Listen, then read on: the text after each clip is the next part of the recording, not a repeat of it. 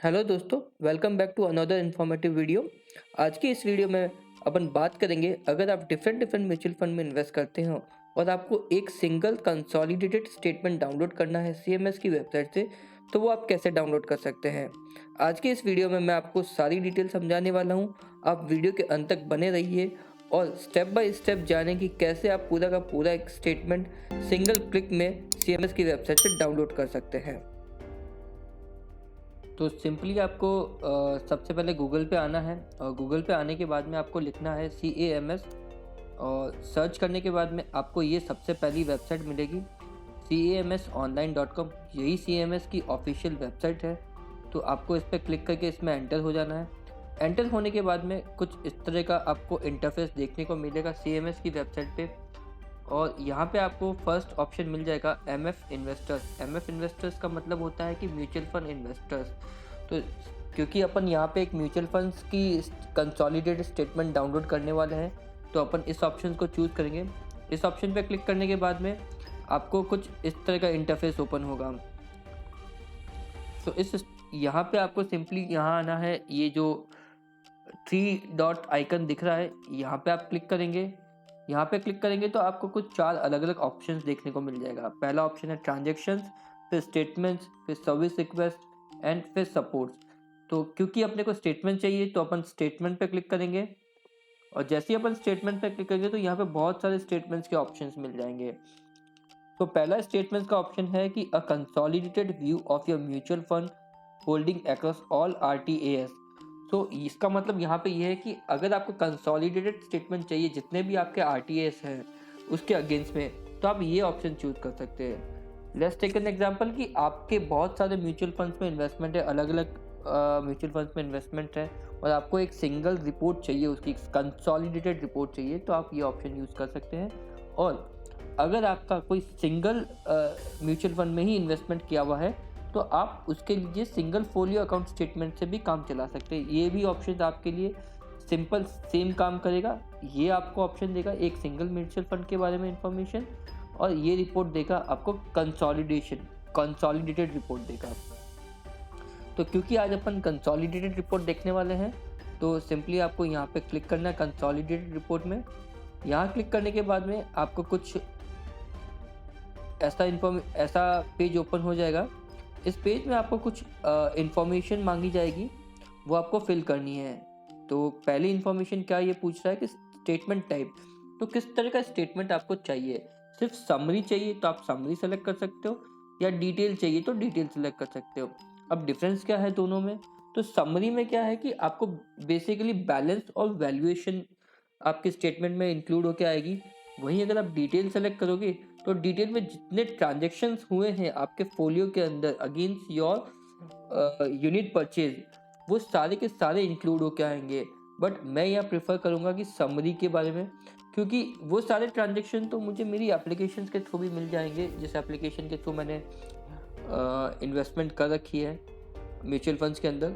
सो ये कम्प्लीटली आपकी चॉइस है, जैसा आपको इन्फॉर्मेशन चाहिए आपकी रिपोर्ट्स में वो आप चूज़ कर सकते हो।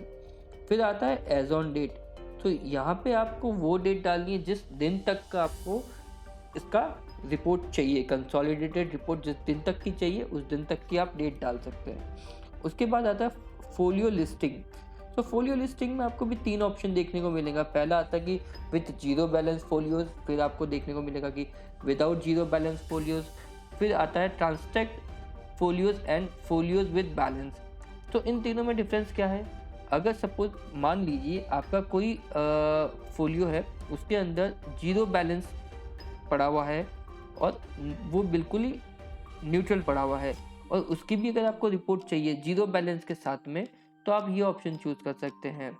अब ऐसा कोई आपके पास में इन्वेस्टमेंट किया हुआ है म्यूचुअल फंड में जिसमें जीरो बैलेंस है, बट वो आपको इंक्लूड नहीं करना है आपकी रिपोर्ट में, कंसोलिडेटेड रिपोर्ट में, तो आप ये ऑप्शन चूज कर सकते हैं।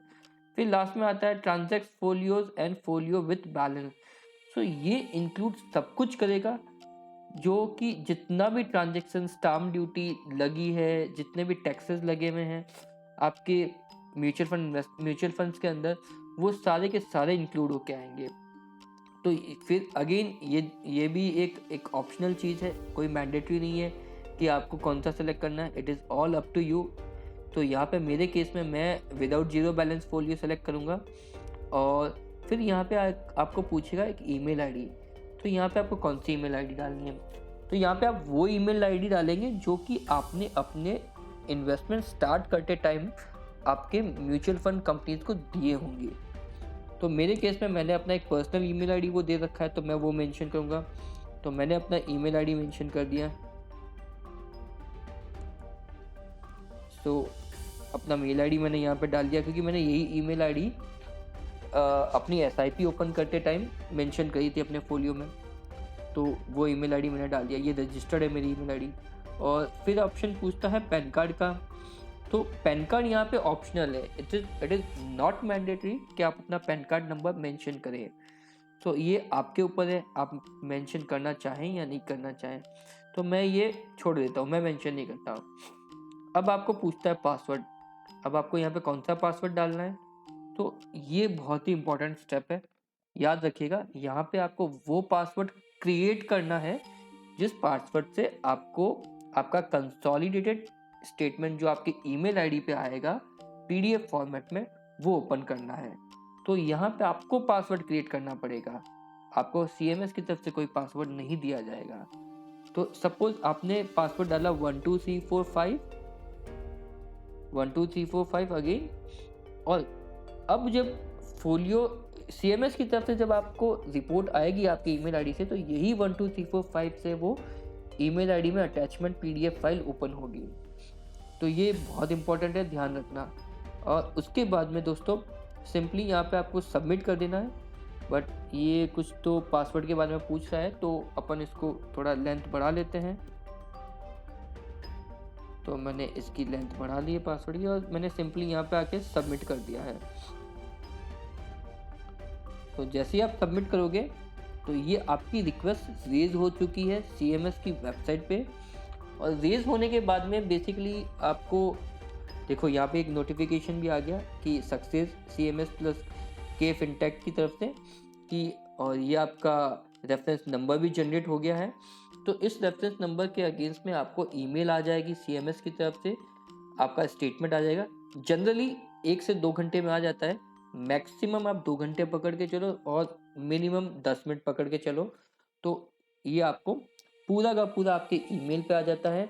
और याद रखिए जो पासवर्ड आपने यहाँ पे लगाया है उसी पासवर्ड से वहाँ पे स्टेटमेंट में जो पीडीएफ आएगी वो ओपन होगी। आपको कंटेंट पसंद आ रहा हो तो लाइक कीजिए, सब्सक्राइब कीजिए और बेल आइकन को दबाना ना भूलिए, ताकि हमारी लेटेस्ट वीडियो आपको मिलती रहे। और अपने दोस्तों के साथ शेयर कीजिए। Thank you so much.